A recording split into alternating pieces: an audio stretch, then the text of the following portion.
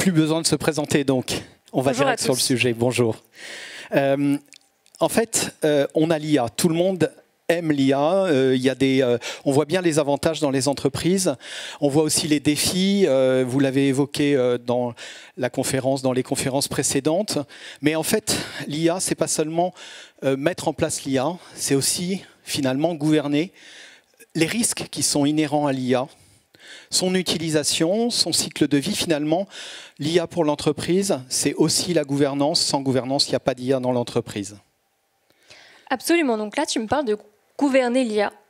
Et moi, en tant que data scientist, gouverner l'IA, c'est quoi? C'était en fait de mettre l'IA dans un certain processus afin d'industrialiser. C'est-à-dire comment est-ce que je vais passer d'un modèle que je crée en phase de POC, en phase de création, à un modèle en production qui est utilisé par mes entreprises. Pour faire ça, je vais documenter mon modèle, je vais l'évaluer. Sauf que dans ces évaluations, je me suis rendu compte que les modèles que j'ai créés, ils comportent des risques qui sont inhérents. Par exemple, je vais pouvoir avoir des modèles qui vont biaiser systématiquement un certain groupe d'individus. Ou alors, comment est-ce que je vais être capable d'expliquer une prédiction qui a été faite par mon modèle? Ou, pour le dernier point, propre à l'IA générative, comment est-ce que je vais être sûr que mon modèle ne va pas transmettre des informations haineuses ou des informations personnelles ou juste des informations que je ne souhaite pas qu'il partage à mon utilisateur? Et donc nous, chez IBM, on a créé un livre blanc qui est l'IBM AI Risk Atlas, qui recense aujourd'hui plus de 50 risques inhérents à mon modèle. Donc à ce moment-là, moi ce que je me dis, c'est que la gouvernance de l'IA, peut-être que ça va plus loin que juste cette volonté d'industrialiser et d'utiliser cette IA dans mon entreprise. Effectivement, et si on poursuit un peu plus loin la réflexion, les risques que tu décris sont liés effectivement à chacun des modèles, au prompt, etc. Mais en fait, la réalité, c'est que ça va impacter potentiellement les décisions, les prises de décision, des automates qui vont donner des choses absurdes en finale, ou peut-être des choses absurdes. Donc finalement, derrière, et on le voit dans la presse actuellement, il y a ce qu'on appelle la gouvernance de l'IA, va induire le pilotage du risque juridique, va induire le pilotage du risque réputationnel, opérationnel, et donc potentiellement les pertes opérationnelles associées. Donc finalement, ça dépasse juste la supervision du risque d'un modèle d'IA. Celui qui ne pilote que le risque du modèle d'IA oublie qu'en fait, il va impacter le directeur d'entreprise. Et c'est ça, en fait, que nous, on va mettre en œuvre. Et donc, si je comprends ce que tu me dis, c'est qu'au-delà de gérer les modèles, en fait, on va avoir besoin d'une personne qui va porter cette responsabilité de l'IA. C'est exactement ça, d'autant que dans un avenir très proche, les entreprises devront mettre en place ce qui a été mis en place pour la donnée personnelle, c'est-à-dire l'IA de confiance via des IA Act que l'on trouve en Chine, qu'on trouve au Canada, aux États-Unis et en Europe. Là, en l'occurrence, ce qui est intéressant dans l'IA Act européen, ce qui est le cas pour les autres, c'est qu'il matérialise la logique du risque. Il affermit la logique du risque qu'on a évoqué précédemment, risque inacceptable. Ça veut dire que l'IA est inacceptable dans les outils, par exemple dans la rue, qui identifient les personnes, qui donnent des scores sociaux, ou alors dans les jouets. Mais il y a aussi les risques dans l'entreprise. Risque élevé, risque limité, risque faible. Et chacun a des exigences de supervision finalement. Alors justement, moi je me suis posé une question parce qu'ensemble on est en train de mettre en place des modèles pour répondre à une envie d'optimisation des sélections des candidats qui vient de notre département RH. Et je me suis rendu compte que l'AI Act portait ce besoin comme un risque élevé, donc avec des exigences à respecter. Comment est-ce qu'on va pouvoir répondre à ces exigences dans un cycle de vie qui est quand même faisable dans notre entreprise? Je dirais, Alice, c'est une excellente question. Et la réponse, nous, on a matérialisé une offre qui s'appelle Watson X Gouvernance, qui est sur 3 axes. 2 plutôt opérationnels, c'est ça Alice en fait? Oui, ce que je vois c'est 2 modules ici plutôt de MLOps, un module de capture automatisée de toutes les informations de mon modèle pour m'aider justement à documenter et à tracer ce que je fais, et un module d'évaluation et de supervision pour m'aider à évaluer si à un instant T mon modèle agit tel que moi j'en avais l'intention quand je l'ai créé, mais aussi pour surveiller les transactions réelles qui se sont déroulées avec mon modèle. Mais derrière ces risques que tu vas évaluer, que tu vas capter, il faut en fait les recontextualiser dans une dynamique de mesure des risques dans l'entreprise. Et c'est l'objet du troisième modèle qui permet l'assessment du risque, qui permet l'inclusion des exigences de conformité et leur changement. Mais je vous propose de voir ça. Alors, on va faire une petite démonstration. Avec plaisir. Mais toujours sur ce cas de RH que nous avions, hein, moi en tant que responsable RH, et on en avait parlé d'ailleurs, Alice.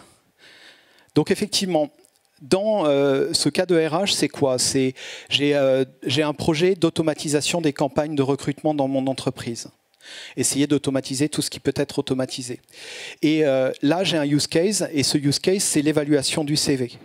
Donc effectivement, moi, en tant que métier, je vais rentrer un use case, donc j'ai un dashboard qui me dit tous les use cases dont je suis responsable, et je peux évaluer l'ensemble des risques. Mais là, je vais vous rentrer un use case, et ce use case, qu'est-ce qu'il dit?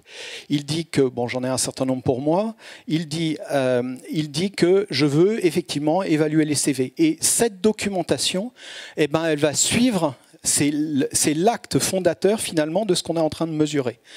Donc je suis en train d'inclure mes descriptions qui vont bien, et puis je vais effectivement dire dans quelle organisation ça s'inscrit.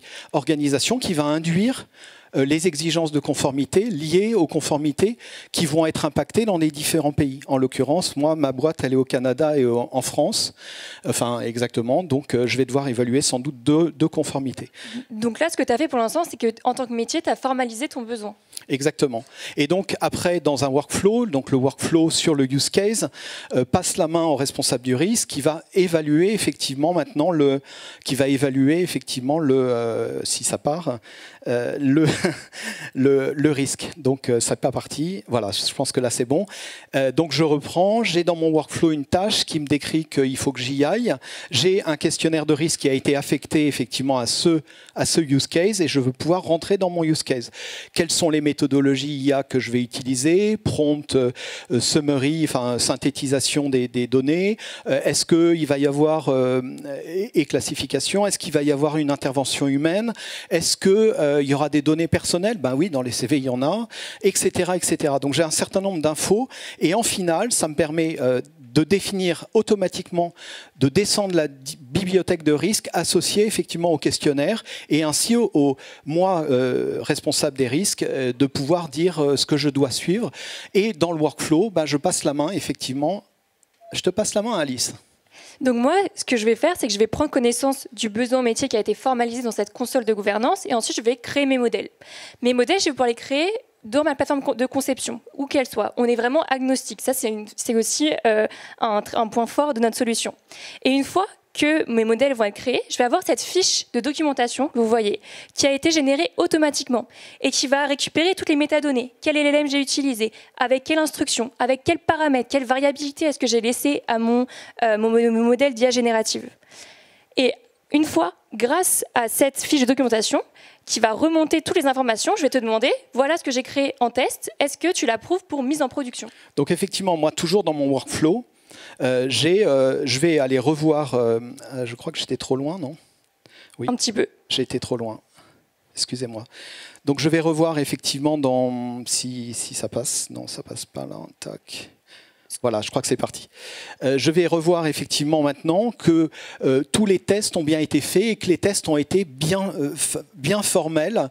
Et sur le cadre de ces éléments formels, je vais pouvoir retrouver effectivement les éléments modèle par modèle et sur chaque modèle constater que je suis dans une phase de déploiement, en phase de recette, que cette phase de recette va me dire que j'ai bien fait tous les tests liés à la recette, me permettant de cadrer ce prompt ou ce modèle d'IA machine learning de classification.